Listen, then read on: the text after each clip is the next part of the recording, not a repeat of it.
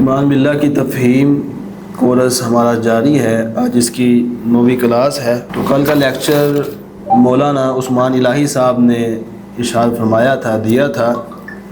انہوں نے اللہ تعالیٰ کی جو صفات شیخ الاسلام امام ابن تیمیہ رحمۃ اللہ علیہ نے ذکر کی ہیں، یعنی قرآن و سنت کی روشنی میں، وہ انہوں نے اس حوالے سے کچھ کا ذکر کیا تھا.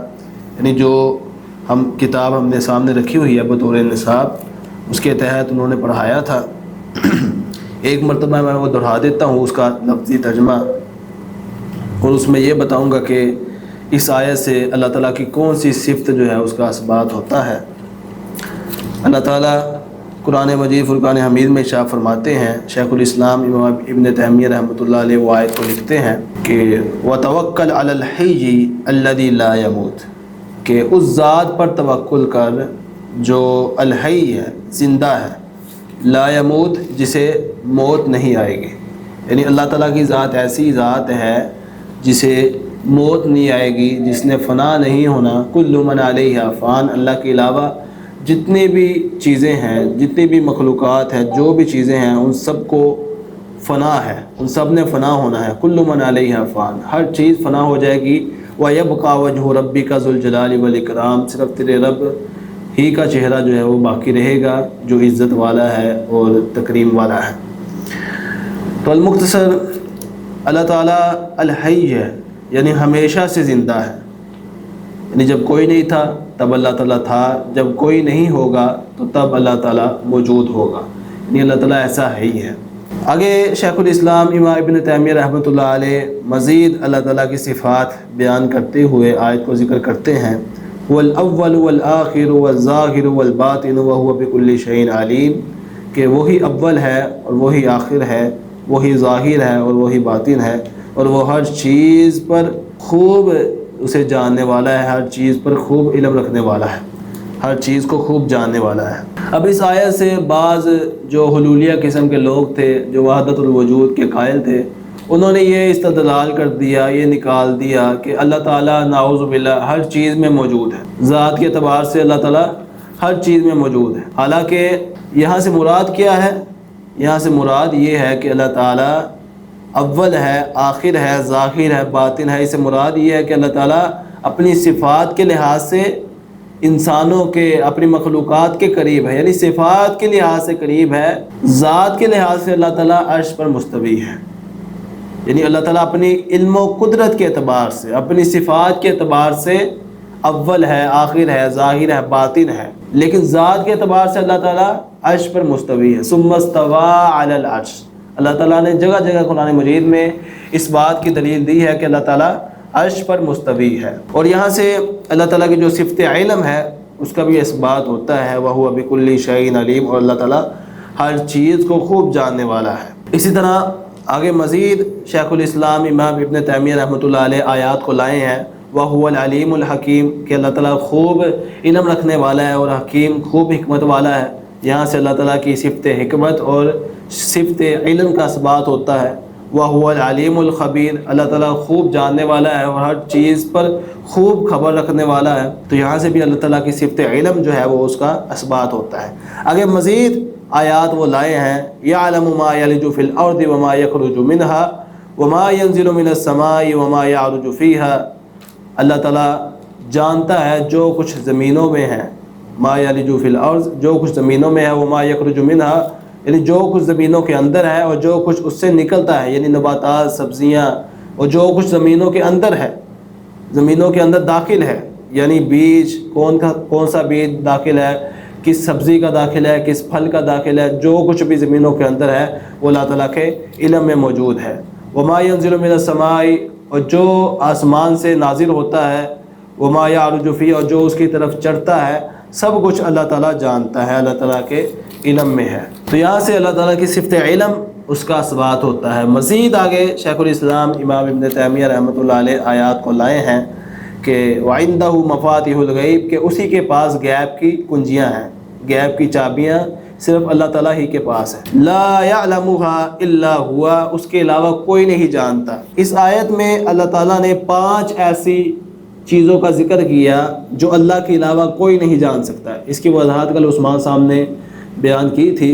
میں اس کا لفظی ترجمہ آپ کے سامنے رکھ رہا ہوں اور یہ بتا رہا ہوں کہ ان آیات میں سے کون کون سے اللہ تعالیٰ کی صفت اس کا اثبات ہوتا ہے اور کس فرقے کا اس آیت سے شیخ الاسلام امام ابن تیمیہ رحمۃ اللہ علیہ رد کر رہے ہیں. جیسا کہ پچھلی آیت انہوں نے ذکر کر کے اللہ تعالیٰ کی جو صفت الحی ہے اس کا اثبات کیا, اللہ تعالیٰ کی صفت علم کا اثبات کیا, اور جو حلولیہ قسم کے لوگ تھے وحدت الوجود کے جو قائل تھے ان کا رد کیا. اور اسی طرح جو ہم نے پہلی آیت پڑھی ہے کہ اللہ تعالیٰ زندہ ہے, تو اللہ تعالیٰ ازل سے ابد تک ہے. تو جو دہریہ قسم کے لوگ ہیں جو کہتے ہیں کہ یہ زمانہ ہی سب کچھ ہے اور کہتے ہیں کہ یہ دھماکہ ہوا تھا, بگ بینگ تھیوری کے جو قائل ہیں کہتے ہیں کہ دھماکے سے کائنات بنی تھی, تو ان کا یہ دعویٰ جو فلاسفہ جو ہیں وہ کہتے ہیں کہ یہ بندر سے جو ہے وہ چلتی آ رہی, سائنس جو کہتی ہے کہ بندر سے انسان بندے آ رہے ہیں, تو یہ سب کچھ بکواسات ہے, یہ بے معنی چیزیں ہیں. کیونکہ اللہ تعالیٰ زندہ ہے ابدت سے ازل تک, ازل سے ابد تک ہے, یعنی جب کوئی نہیں تھا تب اللہ تعالیٰ موجود تھا, خالق تھا. اس کائنات کو بنانے والا, اس کائنات کا خالق اللہ ہے.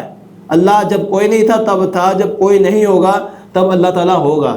تو یہاں سے معلوم ہوتا ہے کہ اس کائنات کو بنانے والا ایک جو ہے ذات ہے, اس کائنات کو بنانے والی, جو ہمیشہ سے زندہ ہے. تو ان آیات سے جو فلاسفہ قسم کے لوگ ہیں, دھاریہ قسم کے لوگ ہیں, اور جو بگ بینگ تھیوری کے قائل ہیں, اور اسی طرح جو حلولیہ قسم کے لوگ ہیں وحدت الوجود کے قائل ہیں, ان کا ان آیات سے رد ہوتا ہے.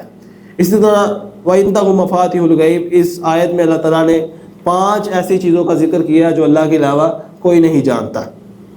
لا يعلمها الا هو ويعلم ما في البر والبحر, جو کچھ خشکی میں ہے اور جو کچھ سمندر میں ہے, تری میں ہے, وہ اللہ ہی جانتا ہے. یعنی کتنی مچھلیاں ہیں, کون کون سے سمندر میں یہ جو مخلوقات جو ہے وہ موجود ہے, یہ صرف اللہ کے علم ہے. کوئی یہ اندازہ نہیں لگا سکتا, کوئی یہ معلوم نہیں کر سکتا کہ سمندر میں کون کون سی مخلوقات جو ہیں وہ زندگی بسر کر رہی ہیں, کون کون سی مخلوقات موجود ہیں. اسی طرح خشکی میں کون کون سی مخلوقات موجود ہیں, کوئی نہیں جانتا. کیڑے مکوڑے کتنی قسموں کے ہیں, تو یہ صرف اللہ کے علم میں ہے. وَمَا تَسْقُطُ مِنْ وَرَقَةٍ إِلَّا يَعْلَمُهَا, اللہ کا علم اتنا وسیع ہے, اتنا اللہ تعالیٰ کا علم باریک ہے کہ اگر ایک پتا بھی گرتا ہے درخت سے تو وہ اللہ تعالیٰ کے علم میں ہے. کسی انسان کے علم میں ہو سکتا ہے کہ فلاں درخت سے پتا گرا, کوئی نہیں جانتا. کسی کے علم میں نہیں ہو سکتا. یعنی اللہ تعالیٰ کے علم میں اگر ایک پتا بھی گرتا ہے, یعنی معمولی سی چیز وہ بھی حرکت کرتی ہے, معمولی سی حرکت بھی ہوتی ہے, وہ اللہ تعالیٰ کے علم میں ہے. یعلم, ہاں اللہ فرماتے ہیں کہ ایک پتا بھی گرتا ہے اللہ تعالیٰ کے علم میں ہے. ولا حبۃ فی ظلمات الارض ولا رطب ولا یابس الا فی کتاب مبین. اللہ فرماتے ہیں کہ ولا حبۃ, نہ کوئی دانہ, یعنی ایک دانہ جو بھی ہے وہ بھی اللہ تعالیٰ کے علم میں ہے کہ زمین میں کون کون سے دانے موجود ہیں. ولا رطب ولا یابس, اور تری اور خشکی, الا فی کتاب مبین, یہ سب کچھ اللہ تعالیٰ کی واضح کتاب میں موجود ہے. اسے مراد لوح محفوظ ہے, یعنی یہ سب باتیں اللہ تعالیٰ نے لوح محفوظ میں بھی درج کی ہوئی ہیں, یعنی اللہ تعالیٰ کے علم میں بھی ہے اور یہ سب باتیں اللہ تعالیٰ نے لوح محفوظ میں درج بھی کی ہوئی ہیں. وما تحمل من انثى ولا تضع الا بعلمه, آگے اللہ تعالیٰ فرماتے ہیں, مزید ایک آیت کو شیخ الاسلام امام ابن تیمیہ رحمۃ اللہ علیہ نے ذکر کیا ہے. یہ سورہ فاطر کی آیت نمبر 11 ہے. اللہ تعالیٰ فرماتے ہیں کہ کوئی بھی عورت جو حمل اٹھاتی ہے, وما تحمل من انثى ولا تضع الا بعلمه, یعنی کوئی بھی جو حمل وضع کرتی ہے اس کے پیٹ میں کیا ہے, یہ اللہ تعالیٰ کے علم میں ہے. الا بعلمه, اللہ تعالیٰ کے علم میں ہے. کل انہوں نے وضاحت کی تھی کہ الٹرا ساؤنڈ سے جو ہے بعض لوگ معلوم کروا دیتے ہیں کہ بچہ ہے یا بچی ہے, لیکن یہ روح پھونکنے کے بعد ان کو معلوم ہوتا ہے. یعنی جب بچے میں روح پھونکی جاتی ہے, اس کا پروسیس جو ہے وہ 120 دن کا ہوتا ہے, جیسا کہ ایک بخاری شریف کی مکمل حدیث ہے, وہ میں نے آپ کے سامنے تفسیر کے کورس میں رکھی تھی کہ پہلے 40 دن جو ہے وہ نطفے کی شکل میں جو بچہ ہے وہ ماں کی پیٹ میں رہتا ہے, پھر وہ خون کا لوتھڑا بن جاتا ہے, پھر وہ گوشت کا ٹکڑا بن جاتا ہے 40 دن. اس طرح یہ 20 دن کا جو 120 دن کا یہ پروسیس رہتا ہے, سلسلہ رہتا ہے. پھر بھی 120 دن کے بعد روح پھونکی جاتی ہے.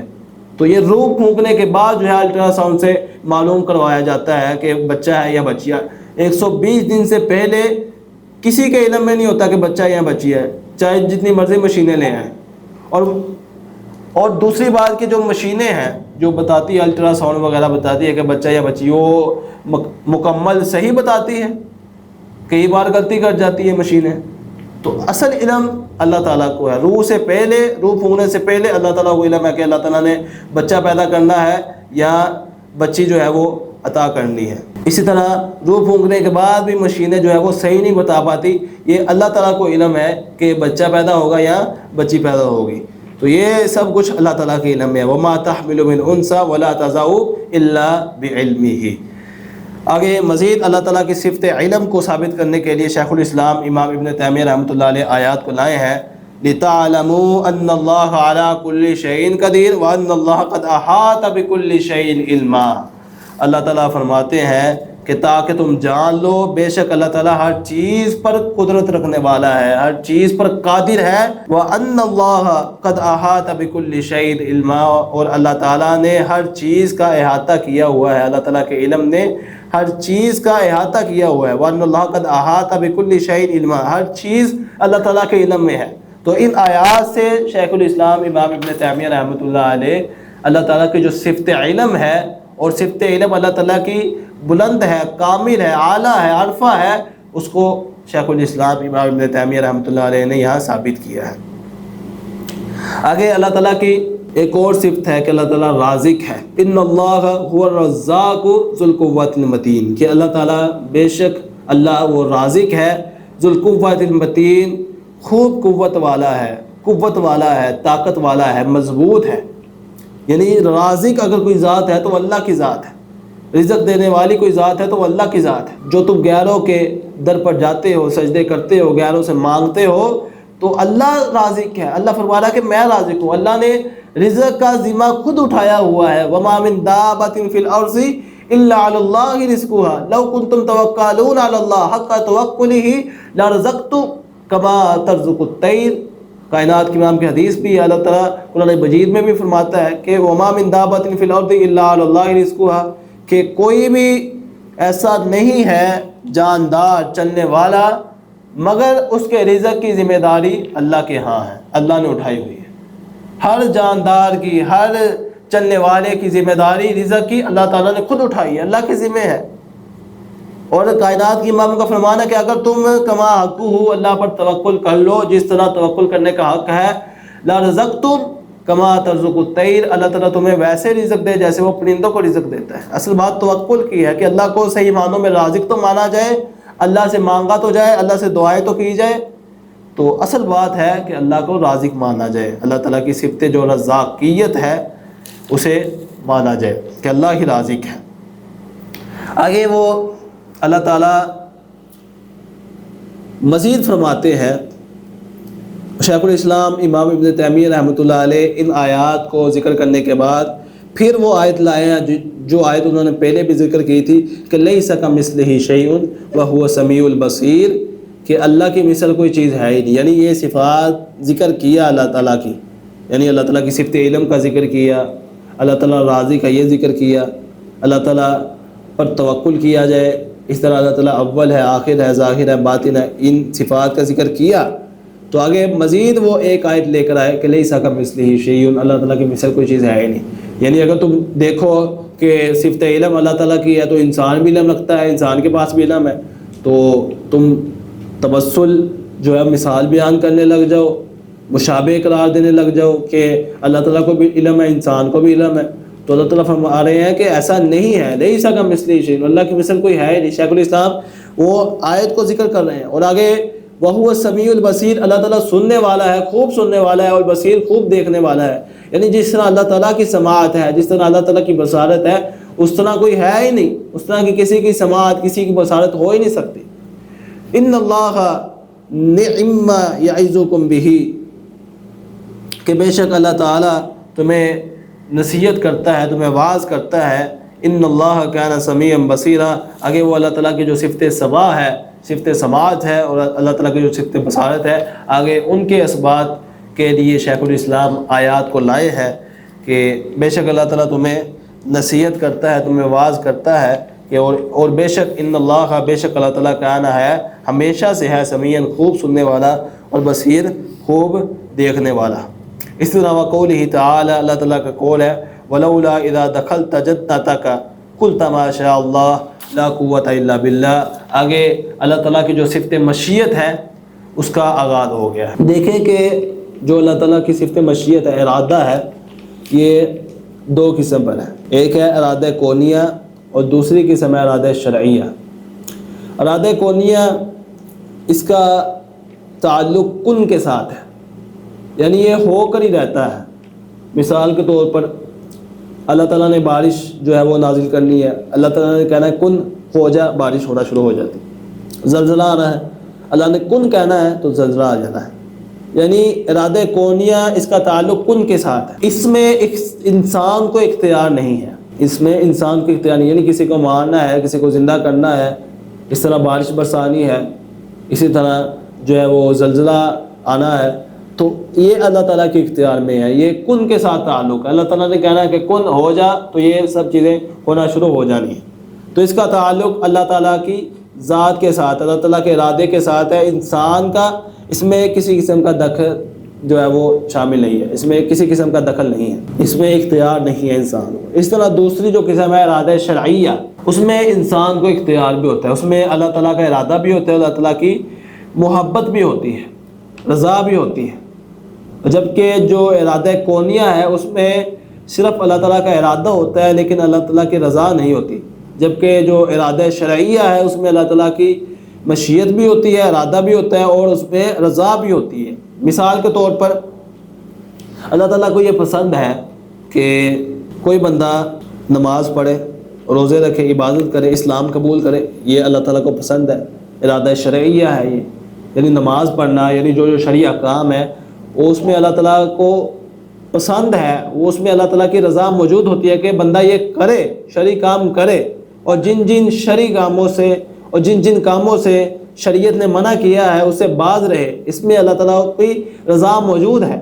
یعنی ان کاموں سے باز رہنا جن کاموں سے شریعت نے منع کیا ہے، اور جن جن کاموں کا شریعت نے حکم دیا ہے انہیں اپنانا، اس میں اللہ تعالیٰ کا ارادہ بھی ہوتا ہے اور اس میں اللہ تعالیٰ کی رضا بھی ہوتی ہے، یہ ارادہ شرعیہ ہے۔ اس طرح ارادہ کونیہ اس کا تعلق کن کے ساتھ ہے، اس میں اللہ تعالیٰ کی جو ہے وہ ارادہ ہوتا ہے، مشیت ہوتی ہے لیکن رضا نہیں ہوتی۔ تو یہ ارادے کی دو قسمیں ہیں۔ تو جب سورہ کہف میں ایک واقعہ موجود ہے جو آئے شیخ الاسلام امام ابن تیمیہ رحمۃ اللہ علیہ نے ذکر کی ہے، تو سورہ کہف میں ایک واقعہ ہے کہ دو دوست تھے، ایک دوست امیر تھا، اس کے باغات تھے، بڑا ہی عالی شان اس کا باغ تھا، تو وہ فخر کرتا تھا کہ یہ ساری میری محنت ہے، یہ میرا کمال ہے، یہ میں نے بڑی محنت سے جو ہے باغ تیار کیا ہے، طرح طرح کے اس میں پھل موجود ہے، یہ ساری میری محنت ہے۔ تو ایک دن ایسا آیا کہ وہ دونوں دوست باتیں کر رہے تھے، تو ایک آندھی آتی ہے تو وہ باغ جو ہے وہ ملیا میٹ ہو جاتا ہے اس کا، کیونکہ اس نے تکبر والے کلمات کہے تھے۔ تو جب وہ دیکھتا ہے کہ میرا پورا باغ جو ہے وہ ملیا میٹ ہو گیا ہے، تو اس کا جو ساتھ والا دوست ہے، غریب دوست ہے، وہ اسے کہتا ہے کہ ولولا اذا دخلت جنتک، کہ جب تو اپنے باغ میں داخل ہوا تو نے یہ کیوں نہ کہا، قلتا، تو نے یہ کیوں نہیں کہا، قلتا تو کہتا ما شاء اللہ لا قوت الا باللہ، کہ جو کچھ ہوا ہے وہ اللہ تعالیٰ نے چاہا ہے، ما جو شاء چاہا ہے اللہ، واللہ نے، لا قوت نہیں ہے کوئی قوت الا مگر باللہ ہی، اللہ ہی کی۔ یعنی یہ جو سارا کمال ہے، یہ باغ جو آج مجھے ملا ہے، محنت میں نے کی ہے، لیکن یہ سارا کچھ اللہ تعالیٰ کی طرف تو منسوب کرتا کہ یہ سب کچھ اللہ تعالیٰ کے ارادے کے ساتھ ہوا ہے، اللہ تعالیٰ کی مشیت کے ساتھ ہوا ہے، تو پھر یہ تیرا حال نہیں ہونا تھا، تیرا باغ جو ہے ملیا میٹ نہیں ہو جانا تھا۔ تو نے اللہ کی طرف یہ منسوب نہیں کیا، تو اپنی محنت، اپنا کمال سب کچھ کہتا تھا کہ یہ میرا کمال ہے، تکبر کرتا تھا۔ تو اللہ تعالیٰ کی مشیت جو ہے وہ صفت مشیت کا یہاں سے اثبات ہوتا ہے۔ تو یہاں سے یہ بھی معلوم ہوتا ہے کہ اگر کوئی بندہ اچھی چیز دیکھے تو ماشاءاللہ کہے، اور اگر کوئی کام کا ارادہ کرے تو وہ انشاءاللہ ضرور کہے، کیونکہ وہ اللہ تعالیٰ کی طرف منسوب کرے، اپنی طرف منسوب نہ کرے۔ اس پر کئی واقعات ملتے ہیں۔ آگے مزید وَلَوْ شَاءَ اللَّهُ مَا اقْتَتَلَ الَّذِينَ مِن بَعْدِ مَا جَاءَتْهُمُ الْبَيِّنَاتُ وَلَكِنِ اخْتَلَفُوا فَمِنْهُم مَّنْ آمَنَ وَمِنْهُم مَّنْ كَفَرَ وَلَوْ شَاءَ اللَّهُ مقتتلوا ولكن الله يفعل ما يريد۔ یہ پچھلی جو آیت تھی اس میں بھی اللہ تعالیٰ کے ارادے کا ذکر تھا، اللہ تعالیٰ کی مشیت کا ذکر تھا، اور اس میں جو ارادہ تھا وہ تھا ارادہ شرعیہ، یعنی بلکہ ارادہ کونیہ، یعنی اللہ تعالیٰ نے کن کہا تو اس کا باغ جو ہے وہ ملیا میٹ ہو گیا۔ اس طرح آگے جو آیت ہے وہ بھی اس میں ارادہ شرعیہ اس کا ذکر ہے کہ وَلَوْ شَاءَ اللَّهُ مَا اقْتَتَلَ الَّذِينَ مِن بَعْدِ مَا جَاءَتْهُمُ الْبَيِّنَاتُ وَلَٰكِنَّ اخْتَلَفُوا فَمِنْهُم مَّنْ آمَنَ وَمِنْهُم مَّنْ كَفَرَ وَلَوْ شَاءَ اللَّهُ مَا اقْتَتَلُوا وَلَٰكِنَّ اللَّهَ يَفْعَلُ مَا يُرِيدُ، کہ اگر اللہ تعالیٰ چاہتا تو مَا اقْتَتَلَ الَّذِينَ مِن بَعْدِهِمْ، تو وہ لوگ اس کے بعد نہ لڑتے، ما جاءتهم البینات، جب ان کے بعد واضح دلیلیں آ گئی۔ تو یہاں سے معلوم ہوتا ہے کہ انسان کو اختیار ہے، یعنی اگر اللہ تعالیٰ چاہتا تو وہ لوگ نہ لڑتے، ان کے پاس واضح دلیل آ گئی تھی، واضح نشانیاں آ گئی تھی، لیکن ولیکن اختلفوا فمنهم من آمن ومنهم من کفر، تو اللہ تعالیٰ نے اختیار دیا تھا، یعنی ان کو اختیار تھا، تو ان میں سے جو کچھ لوگ تھے وہ ایمان لے آئے اور کچھ لوگ تھے جنہوں نے کفر کیا، ومنهم من کفر ولو شاء اللہ، اور اگر اللہ تعالیٰ چاہتا مقتتلوا تو وہ نہ لڑتے، ولیکن اللہ یفعل ما یرید، لیکن ہوتا وہی ہے جو اللہ تعالیٰ ارادہ کرتا ہے۔ یعنی اس آیت کا مطلب یہ ہے کہ وہ لڑے ہیں، اس میں اللہ تعالیٰ کی رضا نہیں تھی، اس میں اللہ تعالیٰ کی رضا نہیں تھی، ارادہ تھا۔ میں نے ارادہ شرعیہ کی یہ تعریف کی ہے کہ اس میں اللہ تعالیٰ کا ارادہ ہوتا ہے لیکن رضا نہیں ہوتی، یعنی مسلمان آپس میں لڑیں، اس میں اللہ تعالیٰ کا ہر بات میں ارادہ تو ہوتا ہے لیکن رضا نہیں ہے اس میں اللہ تعالیٰ کی، یعنی اللہ تعالیٰ کو پسند نہیں ہے کہ مسلمان آپس میں لڑیں۔ تو ولو شاء اللہ، اگر اللہ تعالیٰ چاہتا، یعنی اللہ تعالیٰ کو یہ پسند ہوتا تو مقتتلوا، تو وہ نہ لڑتے، لیکن ولیکن اللہ یفعل ما یرید، لیکن اللہ تعالیٰ کرتا وہی ہے جو ارادہ کرتا ہے، یعنی ارادہ تھا لیکن جو محبوب نہیں تھا اللہ تعالیٰ کو، اللہ تعالیٰ کی رضا اس میں نہیں تھی۔ تو یہ آیات ہیں جو اس بات پر دلالت کرتی ہیں کہ اللہ تعالیٰ کی جو صفت مشیت ہے وہ ہر جگہ موجود ہے، یعنی ہر کام میں اللہ تعالیٰ کا ارادہ مشیت ہوتا ہے لیکن ہر کام پہ اللہ تعالیٰ کی رضا نہیں ہوتی۔ کفر میں اللہ تعالیٰ کی رضا نہیں ہوتی، ایمان لانے میں اللہ تعالیٰ کی رضا ہے، نیک کام کرنے میں اللہ تعالیٰ کی رضا ہے، لیکن ارادہ ہر کام میں ہوتا ہے۔ یہ پوائنٹ کی بات ہے کہ ارادہ اللہ تعالیٰ کا ہر کام میں ہوتا ہے لیکن رضا اللہ تعالیٰ کی اچھے کاموں میں ہوتی ہے، یعنی ایمان لے کر آئے انسان، اسی طرح نمازیں پڑھے، عبادات کرے، اس میں اللہ تعالیٰ کی رضا ہے، ارادہ اللہ تعالیٰ کا ہر کام میں ہے۔ تو یہاں سے اللہ تعالیٰ کی صفت جو مشیت ہے اس کا بھی اثبات ہوتا ہے ان آیات سے، اسی طرح جو اللہ تعالیٰ کی صفت علم ہے اس کا بھی ہم نے جو ہے اثبات پڑھ لیا ہے۔ تقریباً جو شیخ الاسلام امام ابن تیمیہ رحمۃ اللہ علیہ نے جو آیات یہاں ذکر کی ہیں وہ 8 کے قریب آیات ہیں، یعنی 8 آیات جو اللہ تعالیٰ کی صفت علم پر دلالت کرتی ہیں وہ شیخ الاسلام امام ابن تیمیہ رحمۃ اللہ علیہ نے ذکر کی ہیں، اور اسی طرح جو اللہ تعالیٰ کی سماعت اور بصارت پر جو آیات دلالت کرتی ہیں وہ 2 آیات شیخ الاسلام امام ابن تیمیہ رحمۃ اللہ علیہ نے درج کی ہیں، اور اسی طرح جو اللہ تعالیٰ کی صفت ارادہ ہے، صفت مشیت ہے، اس پر 2 آیات شیخ الاسلام امام ابن تیمیہ رحمۃ اللہ علیہ نے ذکر کی ہے۔ آگے مزید اللہ تعالیٰ کی ایک نئی صفت آ رہی ہے، وہ انشاءاللہ ہم کل سے پڑھیں گے۔ اللہ تعالیٰ سے دعا ہے کہ اللہ تعالیٰ ہمیں سمجھنے کی توفیق عطا فرمائے۔ والسلام علیکم۔